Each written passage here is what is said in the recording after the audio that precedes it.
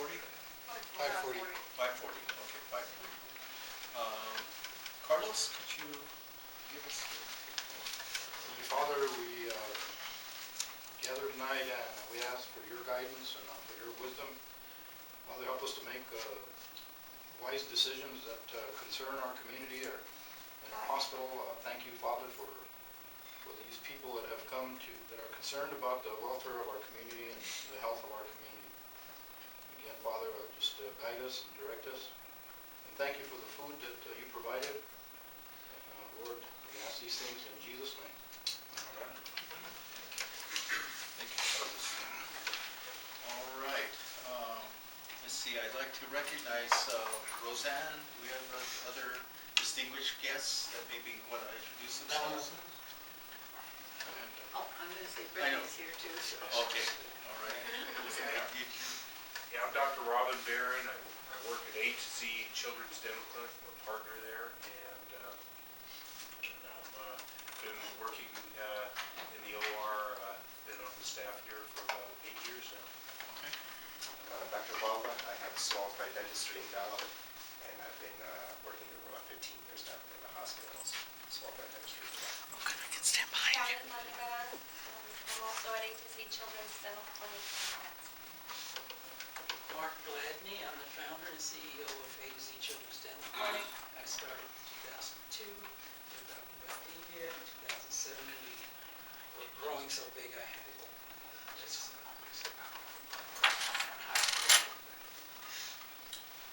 I'm Glenna. Everybody knows Glenna. Maria. I'm Dr. David Baca. I work with Dr. Valdivia across the street. I'm a dentist there. So I just want to hear ideas and everything today. And I'm Felicia Casados, and I'm on your agenda. I'm in this Ukraine. My name is Leo Valdez. I'm with the investment banking firm of Hutchins Shopping Early Company. I'm the financial advisor to the New Mexico State University, working with them on their general bond election. Great. All right. Well, welcome guests and staff and board members. Do we have to approve the agenda first, Don? Okay. Let's. So moved. So moved. Okay. Second. Okay. We all in favor? Aye. Opposed? Can we do that? This is my time. Do we have to vote around? Okay, let's go individual then. Let's go around the table. Aye. Aye. Aye. Aye. Carl Gutierrez, yes. Okay, all right. Okay. Opposed? Okay, that's all right. Go ahead and go with the approval of the agenda. Let's see, I think we have a guest presentation this afternoon, or this evening, and I'd like to welcome President Casados. Thank you for having me. I'm Felicia Casados, as I said, and I've been at the NMSU Grants campus. It will be 10 years this July.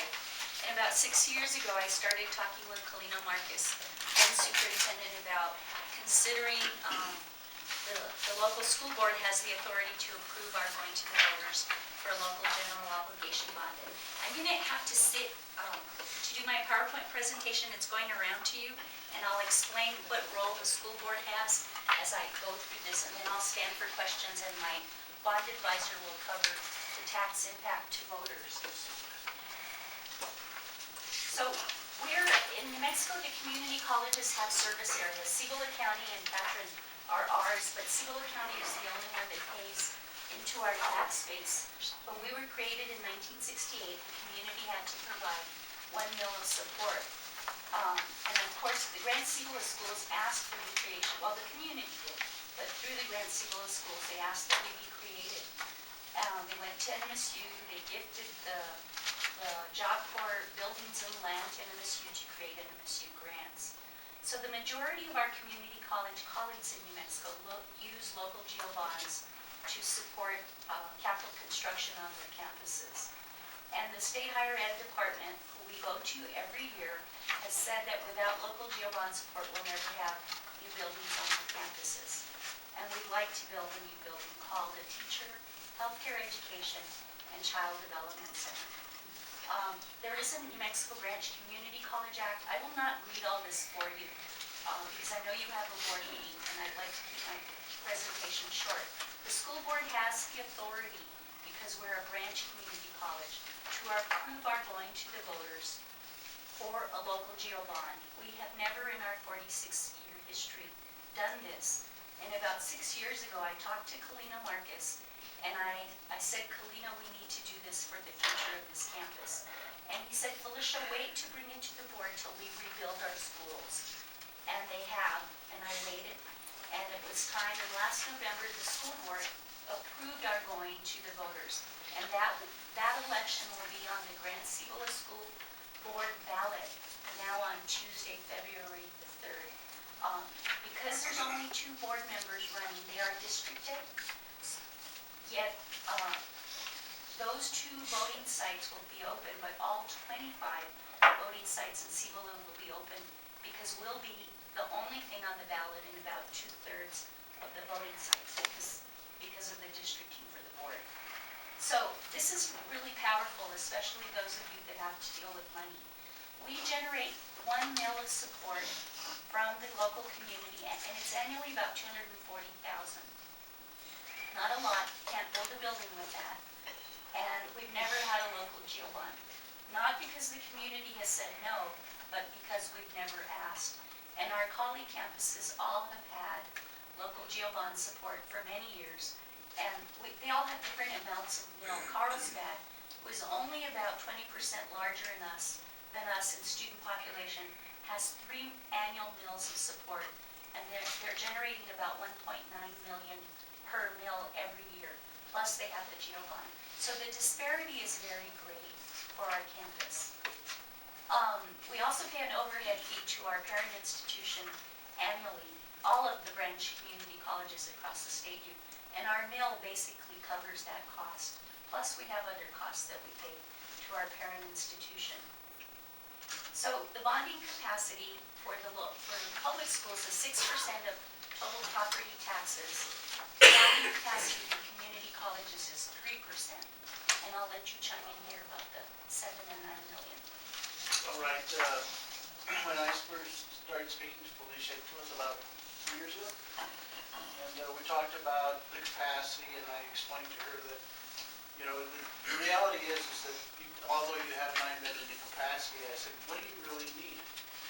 And how do you go to the voters and say, look, I have 9 capacity, you could ask them for 9. But the reality is coming out of the estimates for this proposed building is more like 7 million. And I advise you're more up to the voters to vote yes if you actually ask for what you really need, not necessarily what you can ask for. So this is the new building we would like to build. Small Wonders Child Development Center has operated on our campus continuously for about 20 years. It's not a new service. It's open to the public, but many of our students, staff, and faculty use the center, especially students. We own the 2 portable buildings that it's located in. And about 3 or 4 years ago, we had to pull out the floor in the infant room because we had mold. So you don't want babies crawling on moldy floors. And those portables were used when they brought them in. They have long lived their life, and it's time to replace them. But if you have a service like this on your campus, ideally you should be tying that in to your teacher training and healthcare programs. And we can't do that right now. Jackie Hobbs, who's the director at Small Wonders, has her office desk in the toddler classroom because there's no space. So our goal is to build 2 wings. One is the Child Development Center, that's on the right side, and it would expand from 55 slots to 80. They serve infants through school-age care. They have waiting lists for children. We know that she could fill those slots very quickly. And the left side of that building, the white roof building, would be the teacher education and healthcare programs would be housed in there. So the Bachelor of Science in Nursing would move into that area and have space that was designed appropriately for them instead of remodel space as we currently have in the floor. They would share a common entry place in that curved area in front and then the secure area to get to the children on the right side. We hope to have alternative energy sources if we're able to fully fund this. That's where it's sited, in front of Martinez Hall. And for all of you that know the campus well, the berms or the little hills that are in front of Martinez Hall Library and in front of the entrance were built, and they actually they have a negative impact on our building. They draw water into the building, and we've had some separation. So we have always had a plan to take those away. So those berms would become the playground for the children in the back. And there are no classrooms in that area, so it won't affect the academic setting. So the only substantial funding we have for capital is every other year through a state general obligation bond for higher ed across the state. And we've averaged about $1 million every other year. And this is how we've been remodeling our campus, not cosmetically, but from the inside out. Martinez, McClure and Fidel were the old metal-sided Job Corps buildings, and you could see the light from the walls, through the walls. So we rebuilt the walls and foundation and insulated them. So we haven't been doing cosmetic work. We've been doing real important infrastructure work to our campus. About 4 years ago, the state GEO bond, for only the second time in its history, was failed by the voters by less than 100 votes. So we were without capital funding for several years as a result. And this was the brochure for the GEO bond that passed now in November. And this is where we get about $1 million every 2 years. So this new building would be the learning lab for our teacher ed students. The public schools are always telling us we're not producing enough teachers. We believe that the relevancy of learning by tying in a learning lab into this facility should promote teacher education. It would become an official clinical site for the CNA students if they need it, and certainly for the BSN students. We would expand the slots, as I said earlier. We think that we could do some nice professional development because we're planning some nice interior training spaces. And there would be an expansion of 5 more positions with the expansion in early childhood with the expansion of the child care center. This is the current child care center. It's pretty abysmal. And we have to keep them operational while we're under construction. So because they're open 12 months a year. So they would remain, if we can get this passed during construction, and then we will get rid of those buildings. I'm not sure if we can sell them or what we will do, but they will leave our campus. And I'd like our GEO bond advisor to really talk about the tax impact, because it is a new tax to voters, and that was a concern for the school board in their vote. But CNM and APS have always coexisted and passed their bonds generally without any problem. So there's no history of a problem in this happening when there's a community college. Doñana and Las Cruces, Carlsbad and Alamogordo with their districts. But it is new, and we've been trying to educate people. So I'll let Leo talk about this. First of all, I'd like to pass out my card. I'm with the investment banking firm Hutchins Shockey. We're based out of Chicago. I'm the senior VP in managed Arizona and New Mexico. I've been in business for 41 years. Represent a lot of school districts, hospitals, do a lot of bond work. Not necessarily my job at the end, if this is successful, is to sell the bonds on behalf of the school. I'd like to pass out this handout. It summarizes what the tax impact is. And that's the first thing a lot of people say, well, what's this going to cost me if I vote for this? And there's sometimes some misconception, and it's something that none of us really deal with every day of our lives. But what I have here in front of me, I'm going to pass this out, is a sample of what you all get in the mail if you live in Silva County and own ranch property, own a business. So we can pass this out. Thank you.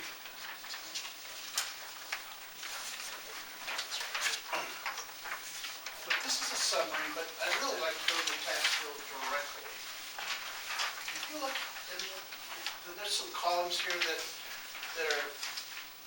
I think I want to explain. And first of all, if you look at this first property, it's a house.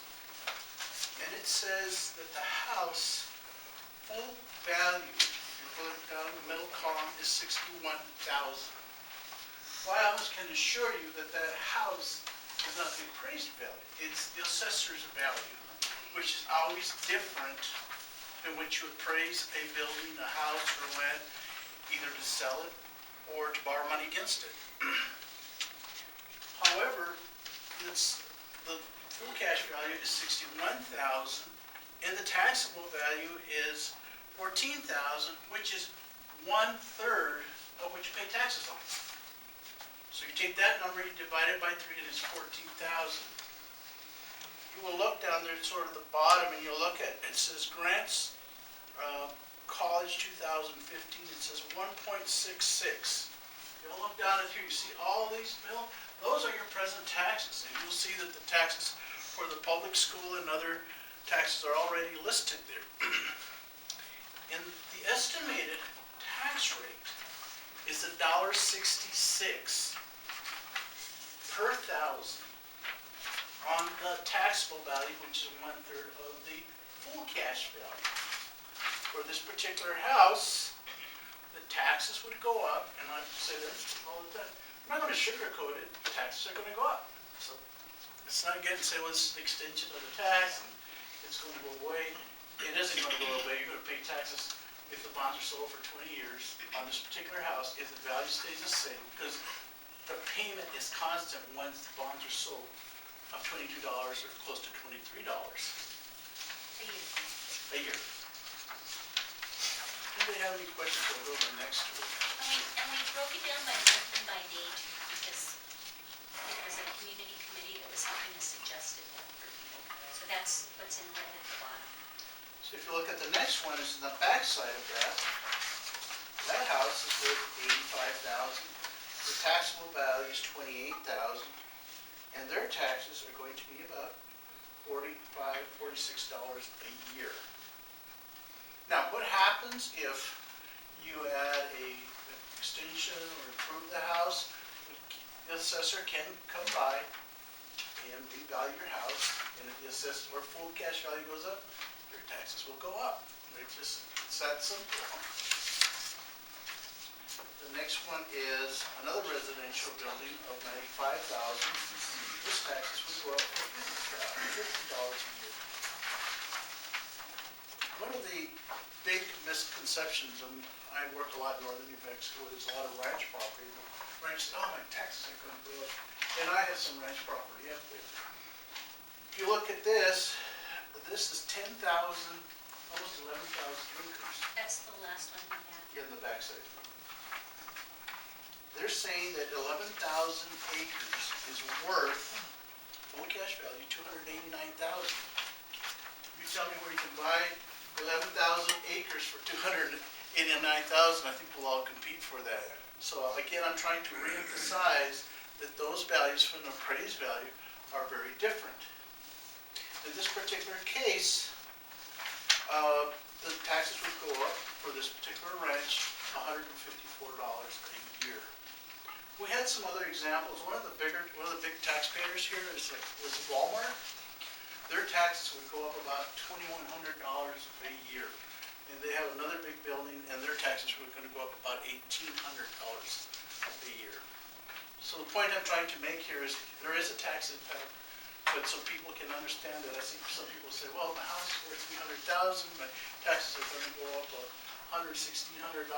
That's not the way it works, but there is a tax. And I'm just trying to break it down for everybody's information. Are there any questions in regard to that? Any questions from the board? The only thing I wanted to add is, if the bond issue does pass, not all 8 million has to be sold the first year. So That only says it has to be sold the first year. It can be sold over a period of 4 years. And by law, actually our federal dollars, because they're tax exempt from taxation, the bonds are, you have to be able to spend the money within 3 years. So a lot of these projects, you'll see that they'll issue, say, $2 or $3 million the first year, and so forth and so forth. What does that mean? That means at least for the first 2 or 3 years, the taxes could be even lower. Alrighty? And so if we're able to pass this, we have a timeline of possibly spring of 2017, um, securing a match to this 7 million. And if we're able to secure a match, we may be able to decrease the 7 million to the voters. But you have to pass this first to get to that next point. So that's that table there. And this is the last thing, early voting is until Friday of this week, January 30th, the county clerks. And then the actual election is Tuesday, February 3rd. And again, all 25 voting sites across Cibola County will be open, but will be the only thing on the ballot in about 2/3 of those voting sites. For how long is the mill levy going to be in effect? 20 years. 20 years? You've got 20 years left. I don't. I can further answer that question too. You can actually sell the bonds for a shorter period and pay the taxes sooner. But if you sold it, the bonds for 10 years, then the mill levy would be double that 1.6. The other thing I didn't mention, people say, why should we sell bonds? Well, this is the lowest interest rate environment I've seen in several years I've been in the business, which I may not want to mention. So we're looking at some very low interest rates, which obviously affect the payment, which obviously affect the tax. If there's leftover money, can we build the library with it? You mean the public library? The old Elko building? Can Oh, we do no, that? we wouldn't be able to use that because it wouldn't be the same money for the same thing. Education. Questions? Well, the argument you always hear is that the property owners are the only ones paying for this. Yes, and I understand that. I'm a property owner, but those are things that are way beyond my control. I understand. On fixed incomes, correct. Well, I always say that's the beauty of America. We present our case and we walk to the booth and you take your little ballot in. When I started voting, you know, had the curtain That's right. machines. Nowadays, you just take your little ballot and you decide. But we need, as you all have your battle scars for getting that clinic built, because you had a vision to improve this community, this is the vision we have to improve our campus. We're not having to go through the battle scars you did, but the ultimate answer will come on Tuesday around 9 o'clock at night. So, I know you have a board meeting, so unless you have other questions, we will Keep pushing it. clear out. Thank you. Thank you very much. It's going to be beautiful. Thank you. Thank you, Felicia. Thank you, Leo. You're welcome. Thank you.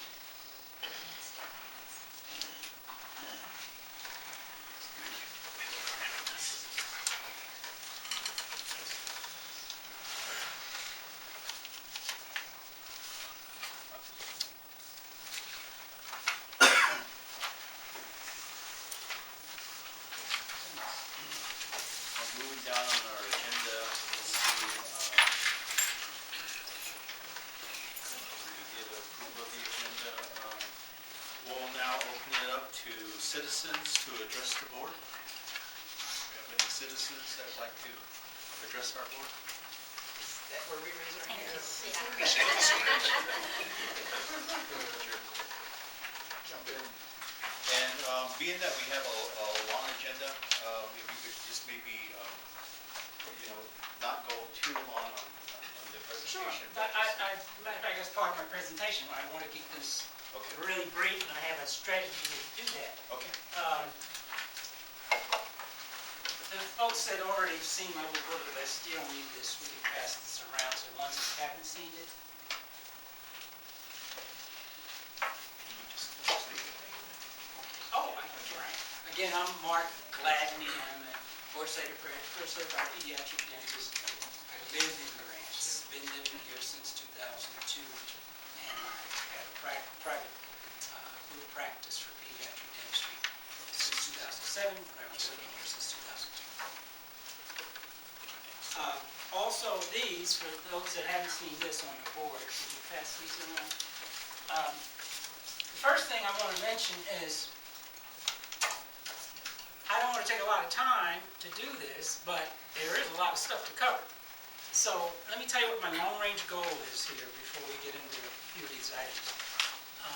My long-range goal is to influence the hospital to think about having a policy for credentialing that considers, does the doctor have an office in Grants? Does he see a lot of children in Grants? So maybe even, does he even live? Is he part of the community here in Grants? And most of all, is a new doctor we're taking something that this county needs? We have a dental group, Dr. Tasker, it's a corporate group, and he's kind of a raider, which, you know, I can discuss at a later time. We can do what I would like to do. Now, what I'd like to do is propose that this committee, after I go over a couple of these things, will table this and appoint a committee, a subcommittee to go over this in detail with both parties, with us and whoever might be the opposing party, whether it be the hospital or Dr. Tasker. And then that committee could report back to the full board their recommendations and or their findings. And then the board could go ahead and decide. But I do think we need to slow down on this project with Dr. Tasker and Spencer. First of all, and I'll do this real quick, Dr. Eduardo Valdez is here. He's from Gallup. And he can give you a little flavor for what's going on where Dr. Tasker claims he's practicing. He's making a claim that board-certified pediatric dentistry is going on in his Gallup Children's Dental Clinic. It is not. He does not practice there. He practices in Rio Rancho. He hires dentists, general dentists out of school to work in his office in Gallup. Now, if you read the one with the pictures included, where in the first line there, you'll notice that he's making a claim that he's a locally owned dentist. Not true. We have a local dentist right here, Dr. Valdez, can tell you what he's really doing over there right now. Then the second paragraph, he's talking about his board certification and that he has pedodontist there. Pedodontist is the same as a pediatric specialist in dentistry. The law in New Mexico says you're not supposed to put out that you have a pediatric dentist in an office, or any kind of specialist, medical too, if you don't actually have that person there providing services. Okay, this is kind of like a bait and switch job. People come over there and are led to believe on this website with the little pictures there that there's a board certified pediatric dentist there directly overseeing the care or providing the care. It is not happening. Now, Dr. Valdez can tell you what is actually happening, and I got a couple other points, and I really would like you guys to consider forming a committee so I can give you a slide presentation and go over all this stuff with you. And whoever is the opposing party, I don't even know who our opposing party is, except maybe Dr. Tasker, can present their case, and the committee can report back to you. When I was a hospital board member, that's kind of how we handle these kind of situations. It was much smoother to handle in that way. So Ed, Dr. Valdez. Yes, Ed Valdez from Gallup. I have a business there for 15 years, small fry dentistry. And in the past year, what I've been noticing is they are offering their services, especially the operating room services. But yet, the doctors that this gentleman is hiring are not certified to go to the operating room and do not do that. So the patients are being put on a waiting list. What's going on is they're being put on a waiting list. And then they end up coming to me by referrals, just because they see my ad, whatever. But they're coming to my office saying, it's been 4 months, they haven't called us. And so then I say, well, let me see what's going on, blah, blah, blah. And then is, I think what's going on is they're booking people, there's a 3 or 4 month waiting list, and they're not qualified to do the work in Gallup. They want to bring them here, want to take them to Rio Rancho, they're baiting and taking them off, baiting and taking them off, baiting and taking them off, because they can't provide the services. And then what happens is, those people come back to Gallup after they've been to Rio Rancho, or here maybe in the future or whatever, and I have to deal with their emergencies, because there's no pediatric dentist in Gallup. Okay, so I have to deal with all the emergencies there. And I think that's the bottom line, what's Dr. Gladney, Dr. Guerrero, and myself are here for. And Tammy's our office manager. About how long does it take us to get our patients in that need to go to the OR? Well, we had 2 that we got in for tomorrow last week, but usually about a week to 2 weeks at most. Okay, and while these kids are waiting for this, it's not just a stable situation. They're hurting. They're not eating. They're doing enough because they could be at risk for failure to thrive. They have swellings. They have cellulitis. Face blows up. All this stuff happens while they're on a waiting list for 3 to 4 months. The people that are coming to us are not treated like that. The people in our county especially are not treated like that.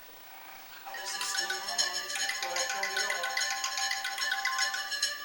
The people in our county are not treated like that. We're putting ourselves at risk of going backwards in pediatric dentistry. Pediatric dentistry for Cibola County, we are flush. There's no county in the state of New Mexico or in the nation. I have a membership directory here, and I can share it with whoever on a committee that we can talk about things in detail with. We are flush. Las Cruces, we have 4 dentists that provide OR care for children. Las Cruces has 5. How much bigger they are than our 10,000 people? Okay?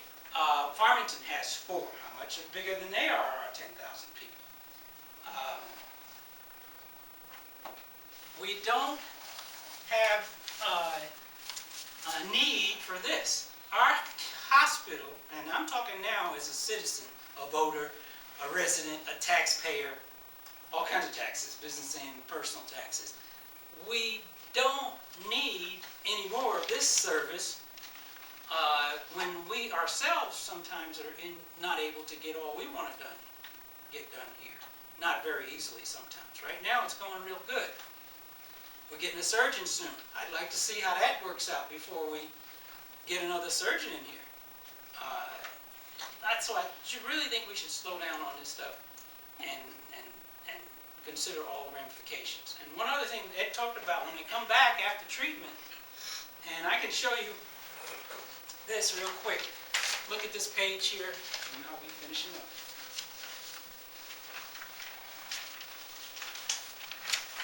This is what a lot of the kids present with.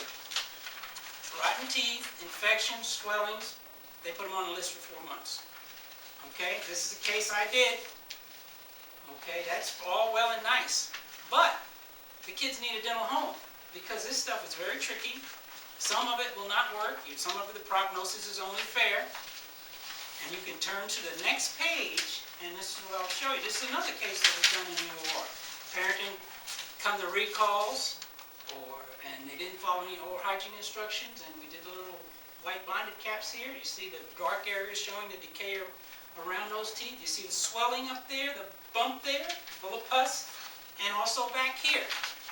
These things happen after these cases. If the kids don't have a home to go to, and they're not going to Rio Rancho if they're on Medicaid. That's where his office really is. They're not going to Rio Rancho. They're coming to me. I'm going to be expected to try to handle them. I have the conscience that I'll have to try to handle it. What I'll get for it? 0. Because Medicaid does not pay twice for the same dental filling. So please consider tabling this, and let's sit down and go over all the ramifications before you start letting these guys from Albuquerque come into our hospital. When you have the people here that can handle all the pediatric dental care needs that are necessary. And we do it well, and we do it in a short period of time. That's all I have. Questions from the board?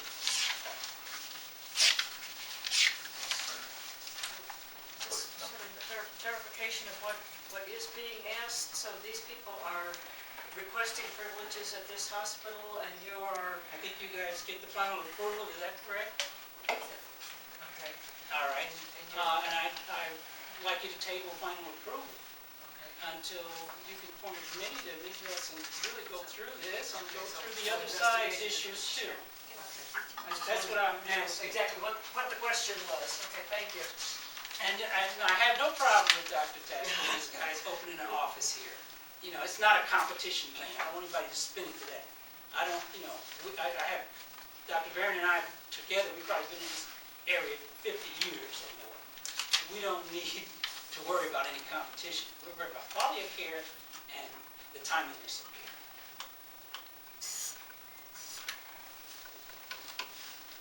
Any other questions? All right, well, thank you. Welcome, Larry, for Thank you. making your presentation.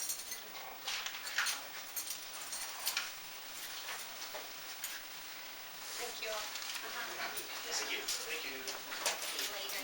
Bye-bye. Oops, here we go. Thanks. Thank you. Should I speak here?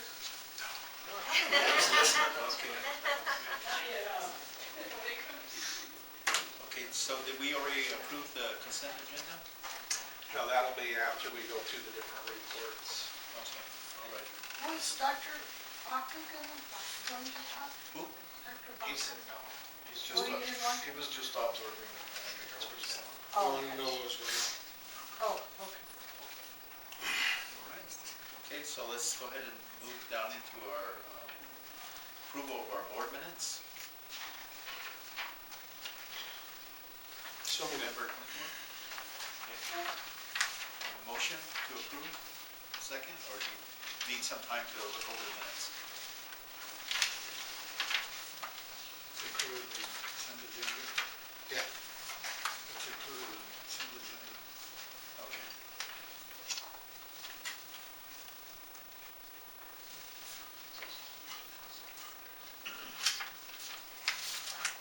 So do we approve the consent agenda first, Don? When we approve the consent agenda, we'll include the minutes and then all the reports that are listed there. Okay. So we'll just go through the reports, and then when we're done, we'll approve the consent agenda. Okay, so do we? So we don't have to approve the minutes right now. Okay, so we'll go right to your report then. Okay. My CEO report went out a little bit late. I got emailed around. A couple of updates that have happened since then. First of all, I want to give everybody an update on our two inspections. We had a joint commission come the first week of December for their every 3-year survey that accredits us for another 3 years.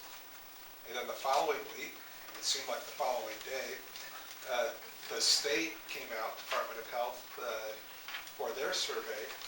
And normally, when we have joint commission, the state doesn't survey us, but they do a random audit to make sure that what joint commission is seeing is what they're seeing, and then they compare notes after the two surveys are done to make sure that joint commission's doing a good job of auditing on their behalf.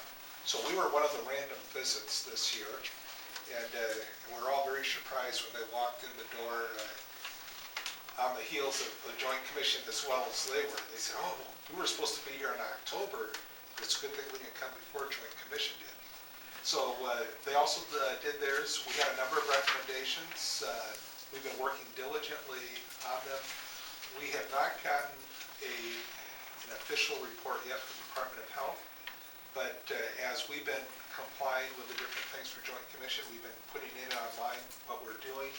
And then they came back for a second visit for the life safety or the CMS items. And they gave us a clean bill of health, and we're now accredited for the next 3 years for joint commission. We're very good with that, and we're just waiting for the Department of Health actual official documentation, and then we'll submit a plan of correction to them. There is one item that will be a fair amount of capital that I want to let you guys know about in advance, and that is our air conditioning system in our surgery is not able to dehumidify or humidify the air sufficiently when it's either very humid or very dry outside. And we were cited on that for not keeping it in the proper range enough days during the year. We're currently trying to get some quotes on what it would cost to retrofit our current system to comply with that. The first quote we got, I'm still a little bit shocked, and I don't know if I want to pass that along or not, but we're looking for something cheaper. But the first one was like $300,000. Yeah, I know, I'm still stunned, my hand's still shaking, and Jeff had to get hearing aids after that one. So we're working on that one. Obviously, we'll have sufficient time to complete the big items as long as we show a plan of action. As we get that one finalized, we'll also share the results of that with the board. And then also Wednesday this week, just want to remind everybody, we have our cardiac mini health fair, and we're going to have it in the lobby, and this time we're going to open up the community room as well, so we have sufficient space. That's right, some samples we just did. Okay. They could use them also. Oh, say we need this? Well, Are you saying? well, it's something we make to Cody Health with, and information for our mini health fair, but to Okay, go very along good. with that. Very good. So last time we had about 100 folks come out. We're really excited about getting ready for this one. We're going to have more people participating in the health fair than last time. We're going to have several of the gyms come out. Again, the Life Flight folks will be here. We have a number of our staff internally. Dr. Florentine's going to give a little lecture. Our nutritionist is going to come up and help with heart-healthy diets. My wife's going to be here and help with BMI, and she did a heart-healthy chili dish that she'll have people can sample. And so, what other things do we got going on? We have a diabetic educator coming in. Yes. We're going to do hands-free CPR. Pharmacy's going to be there to answer questions about medications or, their statins, bringing information about that, some pill boxes. Quit smoking. Quit smoking cessation, yeah. Stuff about CHF and stroke. So this is really going to be a real nice health fair for our community. And it's going to be Wednesday from 4 p.m. to 6 p.m. Tell your friends, tell your neighbors, and looking forward to having a lot of people come. Also, we're starting to talk with the electric cooperative about assisting them with their annual meeting and providing a health fair, and we're starting to plan that as well. So those are the latest items that I had that I wanted to supplement my report with. This issue with the air conditioning, is that something since it's our last inspection or what? I don't know. It is a hot topic with CMS It was just, this year. they're just addressing it maybe a little bit more. It's a problem probably everywhere. We've had this problem since Manny left us our building. Yeah. And it's just a big CMS focus on the humidity levels and the OR and temperatures. And I'd be more upset about it, except we've historically had such a good infection rate in the OR. We've just never, ever had anything bad go on until this year. Well, temperature and humidity not only affects infection, but if we have supplies stored in there, they have certain windows that they have to be kept within, and things like that. But as we found out from actually both Joint Commission and Department of Health, and actually both sets of surveyors were excellent to work with. I mean, obviously we don't like to be told things that we need to do, but my impression was that everybody was very good to work with. And when it came to plant safety, there were a lot of things that they shared with us that we thought, wow, this should have been caught 10 years ago or 12 years ago or however old this building is. But we're catching it now, and we'll get an opportunity to fix it now. And we won't have it on the list for next time after we get it fixed. And just one more note on that. One of the things that Health Trust Purchasing Group has put something out about recently, I think, is that the equipment in the OR and the supplies are not maybe necessarily going to enjoy the perfect temperatures and the humidities and all that. And so you're going to have to attention to that. Yeah. Just saying, Tim. Don't you bring up your books? And we're hoping we can find something less than $300,000 for our solution. $300,000 for our solution. Something much less. No, I think I was gonna get Jeff in there waving a fan, that would be less than $300,000 a year. But I would do it for $300,000 a year. Yeah, but that 300,000 is one time, not a year. So back on your comment, are you saying that within the cabinets may not be the same temperature as what's monitored? Or that the Well- equipment may not, that might not be optimal for that For it to particular function. equipment? That's right. Yeah, for the equipment and the supplies, they have certain temperature and humidity ranges they need to be stored at and operated at. And if the humidity goes too high, if it goes too high for 12 hours and then comes back down, that's one thing, but if it's high for an extended period of time, then that can cause But there's some problems. initial thought that some of the standards don't necessarily meet the equipment, match with the equipment What that's out there in the world. what you were saying. Yes. So some of the equipment may have to be moved to an area that, or Yeah, something adjusted. something that you just have to pay attention to. Yeah. And see where you stand. Anything else? C&O. Our CNO report's in the packet. Y'all have had a chance to look at that.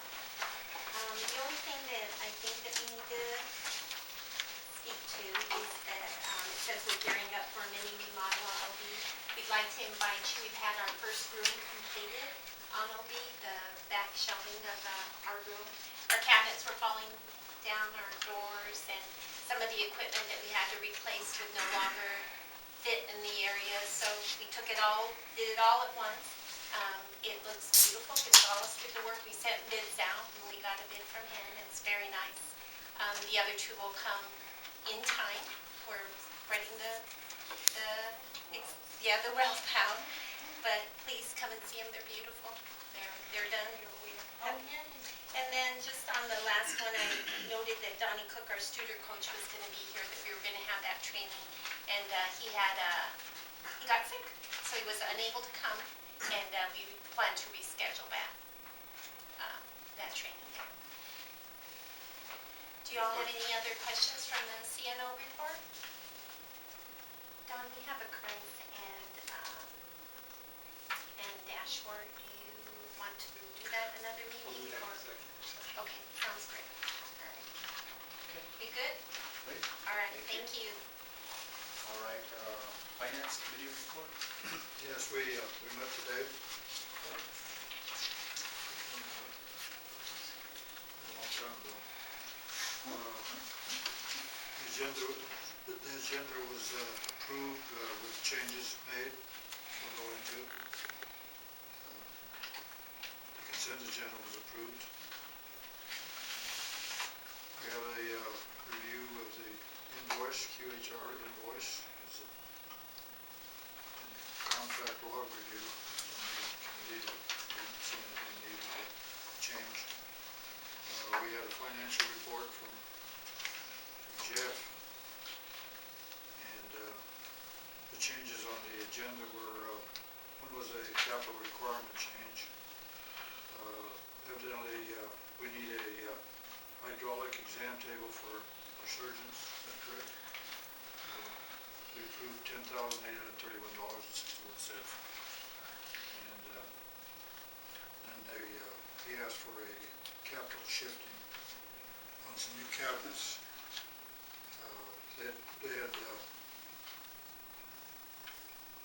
They had it in the budget for around $15,500, and when they billed it, they were billed for $5,100 and didn't realize that didn't include two other cabinets that need to be done. Is that correct? And so I have to put that back in the budget. And then we went over the 990, and there's some questions that have to be resolved. And we also need the board to approve Tom to sign the 990 for the federal government so they can have some to chew on. there's copies of it for everybody. If you can understand it. It's good luck. We have made the changes that we discussed. You already made it? On the card, yeah. Okay. So are there any questions on it? Clarified in the capital shifting, we had budgeted the $5,100 that Paul was talking about for the cabinets, and it's actually $15,000. So what we're doing is we're taking part of the budget for OB infant warmers, about $18,000 of that, and I'm only going to buy one of those this year instead of three that were budgeted. So we've covered that in the total budget dollars. It's covered. We're just shifting it from warmers to cabinets for OB and the other 2 years. And that was a request essentially from nurses to do that. So we're actually under budget now by about $7,000 with that shift. And also in the 990, it's there for your reading pleasure. And essentially the 990 is the federal report that we fill out that pretty much parallels our audit, end of the year audit. It does tick and tie to the same numbers. Some of the numbers are expressed differently the way the IRS wants it. So they have their own way of looking at things. And we explained our operation here a little bit on one of the schedules, but it has all the same information. Plus it provides some additional information like the top 5 employees that are paid here and the top 5 vendors that we pay out into. So that's in here also. This is a public information document that if somebody requests this, we'll let them see it for their reading pleasure too. So we do this every year, not this time of year. So what we need is an approval by the board to allow Don to sign it when we get the final one electronically, and we can send it off to the IRS. And for the record, the copy is furnished also to the State Attorney General's office as required. Yes, we send the 990 and the audit. Turn everybody in.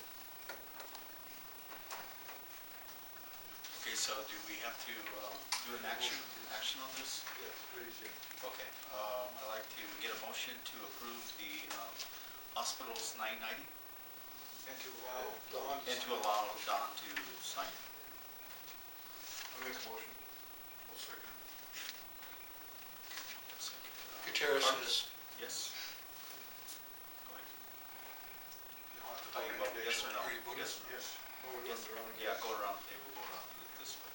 Elkins votes yes. Aye. Yes. All right, great. Any opposed? Okay, so we got the motion approved, for Don to sign the 990. Okay. Just got a little bit report on his report there. give you some brief financial information about December. Okay. We had an interesting month financially. The revenues were down on the inpatient side, but they were up on the outpatient side. Dr. Carl and others did 50% more outpatient procedures than they had budgeted for the month of December, so that pulled us up a little bit. Contractual allowances were up about 6% because we had a Medicaid cost report settlement in the 2011 cost report. And even with those changes, our excess revenue, bottom line, if you will, was still positive, but because the revenue decreased, it was under our budget by about a third, so we're still in good shape there. Year-to-date wise, our inpatient revenue is down 11%. Our outpatient revenue is about even with our budgeted amount. Our contractuals, Medicare, Medicaid, et cetera, are down about 5%. Operating expenses down 6%. And our excess revenue is very favorable over our budgeted amounts. Accounts receivable days, you can see on your graphs, are at 43. Days cash on hand is very favorable for us. And you can see we're have an increase in our excess revenues year-to-date on a month-to-month cumulative basis. So we're in good financial condition again. I did want to remind you that Soul Community Provider funds have been cut way back from the $5 to $6 million range for us 3 or 4 years ago. Back in 2010, 2012, for that year, we got $3.2 million. In 2013, it was cut back to $2.5 million. And this year so far, for the half a year, it's $345,000. So double that, if you will. So you can see they go from 5 million to 3 million to 2 million to less than a million. Big financial impact on us. So we're in the process of increasing efficiencies and looking at productivity and baseline stuff and looking at new services. Dentist was one of the issues. Looking at ways we can expand revenues and reduce our that's a state of our debt, so we can continue on in the near future to get flat as reimbursement continues to decrease. Any questions? Are we going to get proactive with trying to recoup the county indigent funds? That would be a question for the board.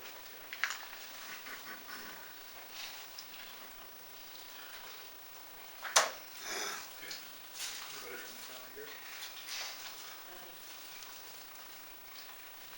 All right, the QHR report? In your packet, Excuse me, Sorry. Go ahead, go we ahead. need an approval on finance report. Okay, all right. That's part of the consent agenda. Oh, that's right. Okay, so okay, so when we approve that, we'll approve the whole thing then? Okay, great. in your packet, the Q-View is addressing the issue of Medicaid physician payments. We, through the Affordable Care Act, the physician payments for Medicaid programs were set to the Medicare rate to encourage more physicians to participate in the Medicaid program. And that enhanced payment has now expired. So that's something to pay attention to, especially, well, for everybody, but especially the employed physicians, and making sure that some states have stepped up and covered that additional money, most have not. So it's just that it'll be a reduction in reimbursement in your hospital-owned physicians, as well as the physicians private practice. Do you know if New Mexico has stepped up to fill in the difference or not? I don't know if New Mexico has or not. Do you guys? I've just heard on the hospital side, I haven't heard on the physician side.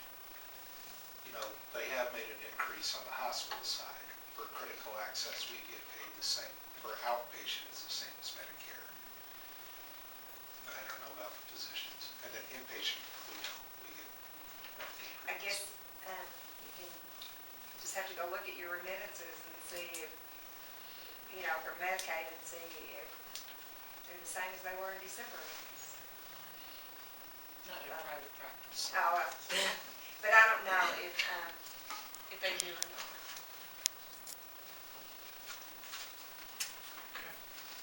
Any questions? I know the trustee education stuff is attached, so it'll come later. All right, medical staff report? We had a meeting January 13th, and we listened to Dr. Gladney January 13th for the same thing that he talked about now. The only new things is Mr. Atencio, who's doing our radiology department, is trying to get coverage for MRI 5 days a week, and we're going to start doing some evening mammograms and bone densities and stuff to see if we can be open for some of the women that can't come during the days because they work. And then Lorraine gave us 2 other consent forms that we passed. And other than that, that was about it. All right, great. Don, do we do the approval of consent agenda now? Yeah, let's go ahead and Okay, approve the let's consent go ahead. agenda. I'll entertain a motion to approve the consent agenda. So moved. Second? Carlos? Yes. Aye. Aye. Aye. Terrace, yes. Okay. Anybody opposed? Okay, motion carries. All right, CMO report? Oh, that's more.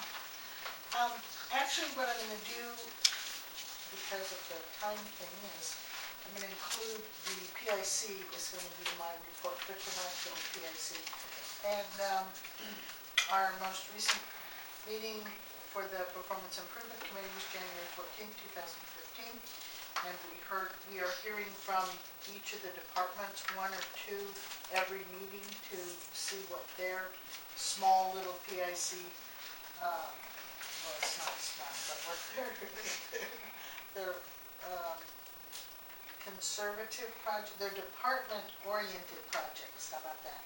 Because each of the departments wants to improve, and you can add anything that you'd like to as you recall.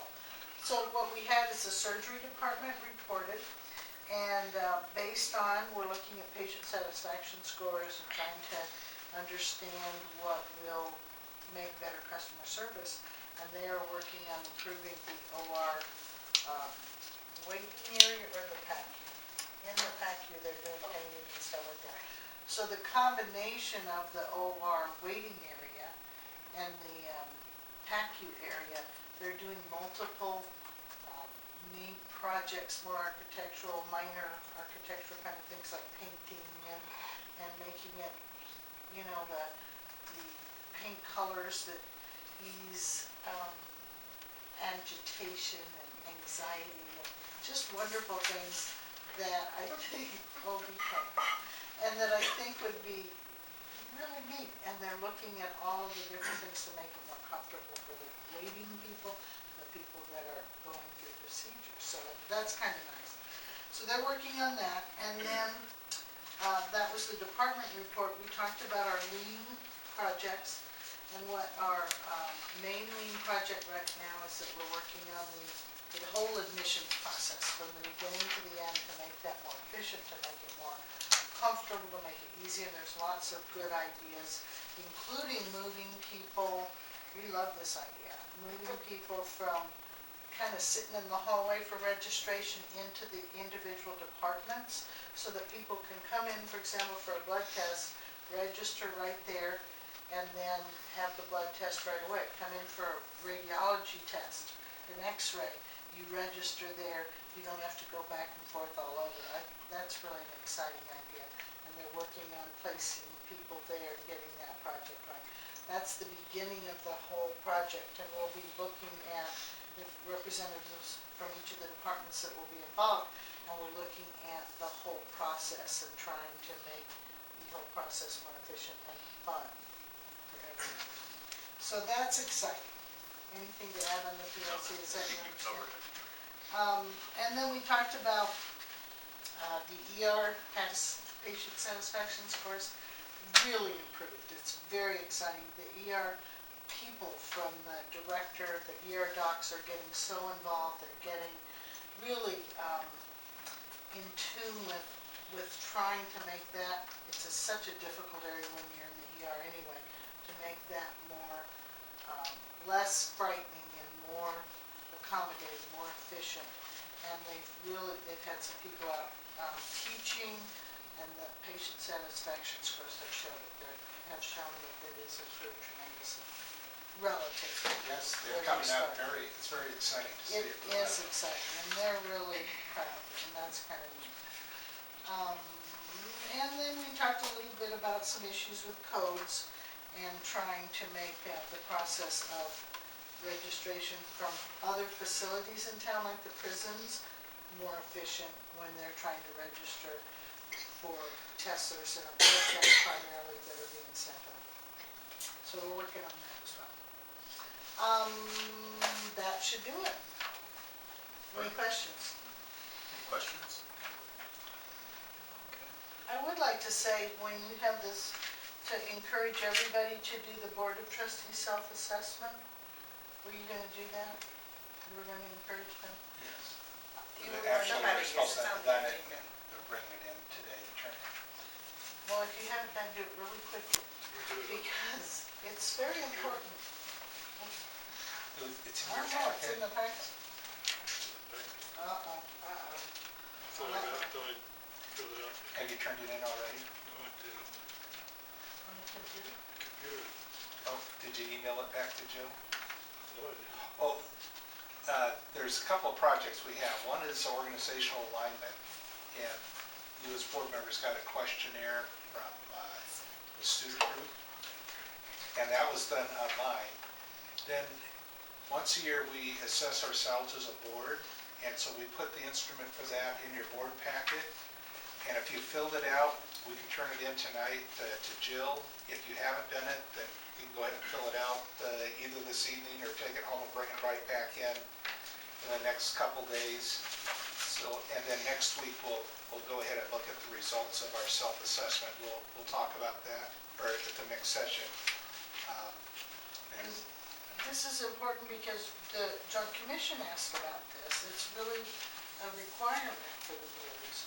And so it's also helpful, even though we like to do those things that the joint commission recommends, and they do ask about it. It helps us and you to know what we need to do in the board. So I just want to encourage everybody to do that. That's it. Joint Commission didn't have anything to say about that, because we did it last year. Yeah, we've complied, but it's an annual thing that we like to do. I just haven't turned it in. Yeah, it was neat, and they asked if we could show them, and they were very impressed. So we want to continue to be impressive. Great. Okay. So those who have not did the board self-assessment, get it to Jill either this evening or tomorrow or the next day. All right, where are we at? Employee satisfaction survey results. We have just gotten our employee satisfaction survey results back. I will be sharing this with our leadership team tomorrow, and then at our next board meeting, I have a PowerPoint presentation that I'll share with the board the results as well. Once we share this with our leadership team tomorrow, then they will take their departmental specific results and share them with their departments. And then each department is to come up with an action plan addressing the top 2 or 3 opportunities that they have for their department so that we can make ourselves better. And we'll have more on that next month. Oh, I saw you were going to be reporting that next month. Yes, we'll show you the PowerPoint up on the screen. All right. Any questions? All right. We have a board resolution.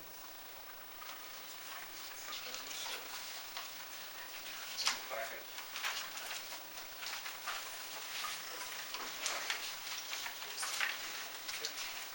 We need to have a resolution that will assign who's going to be the people that can access our Medicare account. And so the one that we have in here, it says in the current board of directors packet, you'll be seeing the paperwork for a board resolution. Let's see, that's. Right behind the view. Okay. Where mine was. Good. It looks like this, and it just says, let it be resolved that Brenda and can be appointed as our authorized official for Medicare on behalf of the hospital, authorized to sign and accept all documents in connection with Medicare provider enrollment for both Medicare Part A and B. And this is especially important as we're credentialing our physicians to accept payment for Medicare. And I don't think we've had a board resolution in quite a long time, and we just need to get an updated one. And we'll need to have an official action by the board to accept that. I move that we adopt the board resolution just read by our CEO. Second. Carlos? Yes. Aye. Aye. Gutierrez, yes. Any opposed? Okay, motion passes.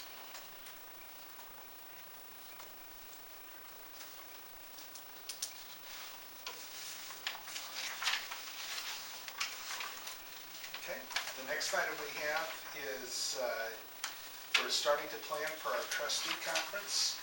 We'll be having 2 sessions this year. The first one will be in April, and it will be held in Denver for the Western Division.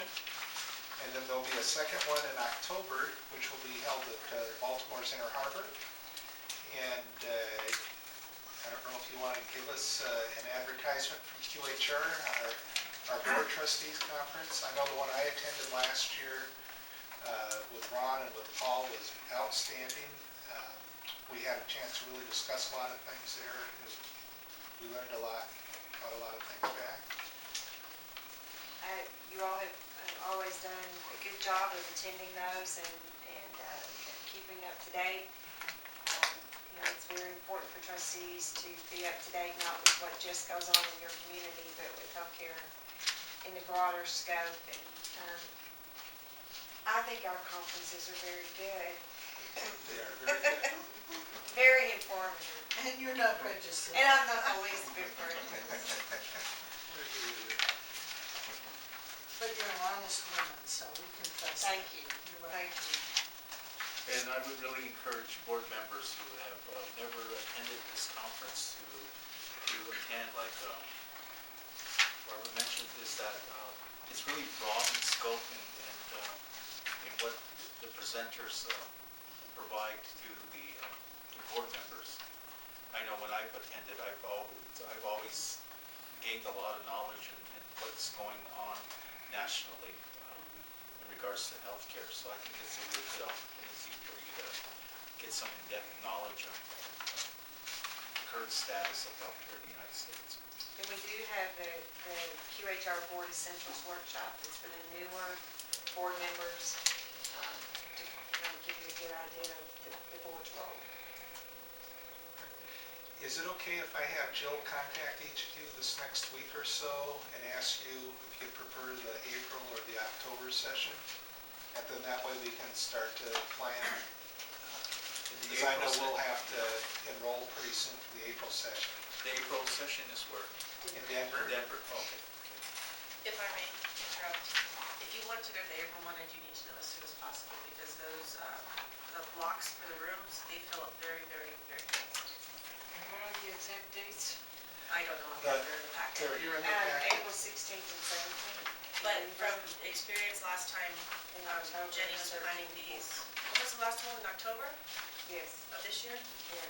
Jenny had started planning that, I want to say in March or April for the rooms, and we still had some issues getting everybody in a room, so please, if you want April, let me know right away. If you don't want to be in the tent. Right. Okay. Look down for you. No, you still have to walk to the meeting. It's fall. All right. Anything else? Okay. Number 13, board self-assessment. And again, following up on Dr. Shipley's comments, the board self-assessment was in your packet. And if you filled it out, please give it to Jill. If you haven't filled it out yet, if you could get it to Jill by the end of the week, so that we'll compile the results, and then we'll be going over this at our next board meeting.